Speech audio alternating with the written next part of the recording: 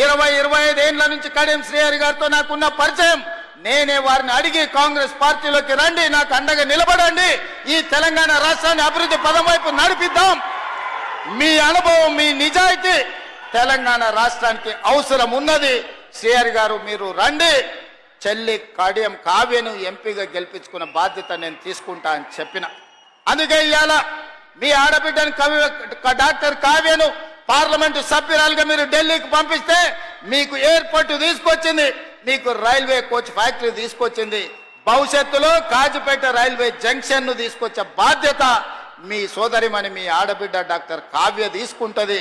వారికి railway division ని తెచ్చే బాధ్యత మా ఆడబిడ్డ మీ ఆడబిడ్డ కావ్య తీసుకుంటది.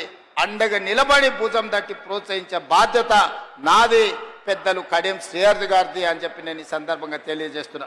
మిత్రులారా, మీ దేవాదుల ప్రాజెక్టు పూర్తి కావాలన్నా, శ్రీహరి గారు నా ముందు ప్రతిపాదించిన పనులను పూర్తి చేయాలన్నా, మీ స్టేషన్ గన్పూర్కి భవిష్యత్తులో నిధులను విడుదల చెయ్యాలన్నా మీరందరూ కలిసికట్టుగా శ్రీహరి గారి నాయకత్వాన్ని బలపరచండి. ఈ స్టేషన్ గన్పూర్ని అభివృద్ధి చేసే బాధ్యత ఈ రాష్ట్ర ప్రభుత్వం తీసుకుంటుంది. ఈనాడు రాష్ట్రం నలుమూలల మీరు చూడండి, కృష్ణానది జలాల గురించి మీరు ఆలోచన చేయండి, గోదావరి మీద కట్టిన ప్రాజెక్టుల గురించి ఒక్కసారి చర్చించండి. 10 సంవత్సరాలు 1,81,000 కోట్ల రూపాయలు చంద్రశేఖరరావు గారు సాగునీటి ప్రాజెక్టుల మీద ఖర్చు పెట్టిండు. అందులో 1,02,000 కోట్ల రూపాయలు ఒక్క కాళేశ్వరం కట్టడానికి వాడి. 1,00,000 కోట్లు పెట్టి కట్టిన కాళేశ్వరం 3 ఏళ్లనే కట్టుడు, 3 ఏళ్లనే కూలుడు జరిగిపోయింది. ఇప్పుడు ఆ కూలిన దాన్ని మొత్తం తీసేయాలంటే మళ్ళా ప్రభుత్వానికి 1,000 కోట్ల రూపాయలు ఖర్చు అయ్యే పరిస్థితి వచ్చింది. శ్రీరామ్ సాగర్ 100 టీఎంసీల ప్రాజెక్ట్ ఎవరు మీ తాత కట్టిందా? శ్రీశైలం ప్రాజెక్టులో 300 టీఎంసీలు నిల్వ మీ ముత్తాత చేసిందా? నాగార్జున సాగర్ లో 200 పైచీలకు టీఎంసీల నీళ్ల ప్రాజెక్టు ఎవరు కట్టిండ్రా అని నేను హరీష్ రావు గారిని అడగదలుచుకున్నా. జూరాల కావచ్చు, భీమా కావచ్చు, నెట్టంపాడు కావచ్చు, కోయిల్ సాగర్ కావచ్చు, లేకపోతే దేవాదుల కావచ్చు, లేకపోతే ఇందిరా సాగర్, లేకపోతే రాజీవ్ సాగర్ ప్రాజెక్టులను ఆనాడు కాంగ్రెస్ పార్టీ మొదలుపెట్టినవి కాదా? శ్రీపాద ఎల్లంపల్లి మేము కట్టింది కాదా? ఇవాళ మేం కట్టిన ప్రాజెక్టులు ఈ తెలంగాణ రాష్ట్రాన్ని సస్యశ్యామలం చేసినాయి. మీరు కట్టిన కాళేశ్వరం కూలినాక తెలంగాణ రాష్ట్రం 1,56,00,000 మెట్రిక్ టన్నుల వడ్లను పండించి ఆ వడ్ల గిట్టుబాటు ధరనే కాదు 500 రూపాయల బోనస్ ఇచ్చి కొనుక్కున్న ప్రభుత్వం కాంగ్రెస్ పార్టీ అని చెప్పి నేను ఈ సందర్భంగా చెప్పదలుచుకున్నా. అరే శ్రీరామ్ సాగర్ మీద మాట్లాడదామా, నాగార్జున సాగర్ మీద మాట్లాడదామా, శ్రీశైలం ఆనకట్ట మీద మాట్లాడదామా, జూరాల మీద మాట్లాడదామా, భీమా మీద మాట్లాడదామా, నెట్టంపాడి మీద మాట్లాడదామా, కోయిల్ సాగర్ కట్ట మీద మాట్లాడదామా, రాజోలి బండ డైవర్షన్ స్కీమ్ దగ్గర మాట్లాడదామా, లేకపోతే మంజిరా పరివాహక ప్రాంతంలో మాట్లాడదామా? చంద్రశేఖరరావు గారు వీళ్ళని కాదు, నువ్వు రా, నువ్వు వస్తే నీకు తెలుస్తుంది మేమేం చేసినాం మీరేం చేసినాం. తెలిసి తెలవక ఉడికిందో ఉడకక ఉరుకులాడుతున్నారు నీ అల్లుడు నీ కొడుకు.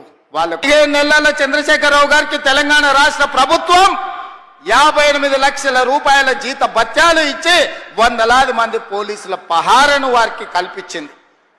మీకు అనుభవం ఉందంటుండ్రు, మీకు అపారమైన జ్ఞానం ఉందంటుండ్రు, 80,000 పుస్తకాలు చదివిన విజ్ఞాన గని మీరు అంటుండ్రు.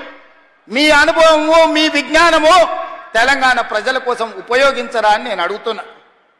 మీరైతే 1,00,000 కోట్ల రూపాయలు సంపాదించుకున్నారు, టీవీలు పెట్టుకున్నారు, పేపర్లు పెట్టుకున్నారు, ఫామ్ హౌస్లు కట్టుకున్నారు. ఆయన ప్రజలు ఉన్న భూములు అమ్ముకొని ఆత్మహత్యలు చేసుకుంటుంటే ఈ ట్రిక్ ఏదో మాకు చెప్పరా? తెలంగాణ ప్రజలకు ఆయన ఏదో క్యాప్సికం పండిస్తేనే 1 కోటి రూపాయలు ఎకరాకు వస్తుంది అన్నాడు. ఆ టెక్నిక్ ఏదో తెలంగాణ రైతాంగానికి చెప్పవా కేసీఆర్ గారని నేను అడుగుతున్నా.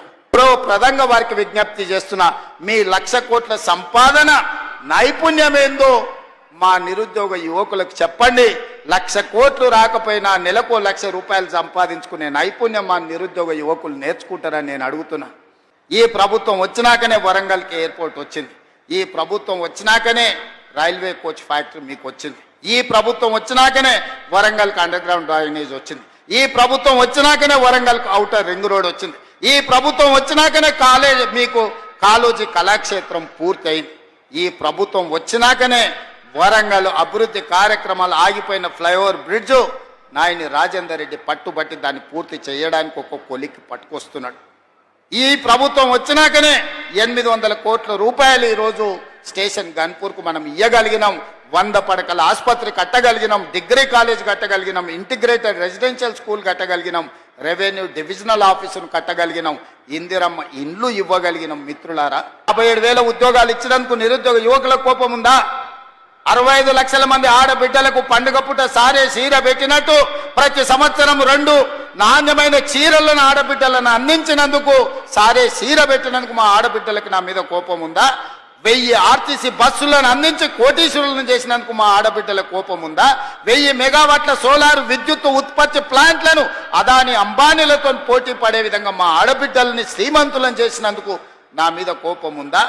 రైతులకు 20,617 కోట్ల రూపాయలు రుణమాఫీ చేసినందుకు నా మీద కోపం ఉందా? దేనికోసం కోపం ఉంది? 500 రూపాయల బోనస్ ఇచ్చినందుకు ఈ రోజు రైతులకు నా మీద కోపం ఉందా అని అడుగుతున్నా. రైతు భరోసా నాడు 10,000 ఉంటే దాన్ని 12,000కు పెంచినందుకు ఈ రైతాంగానికి నా మీద కోపం ఉందా?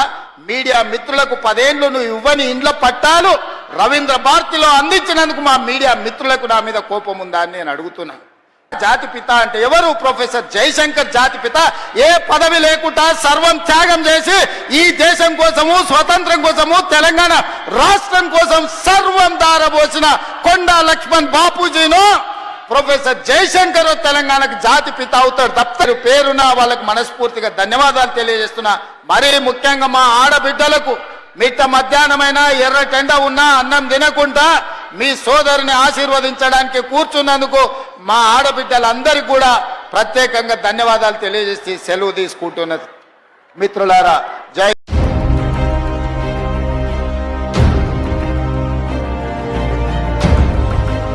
हैदराबाद वॉइस, आपकी आवाज।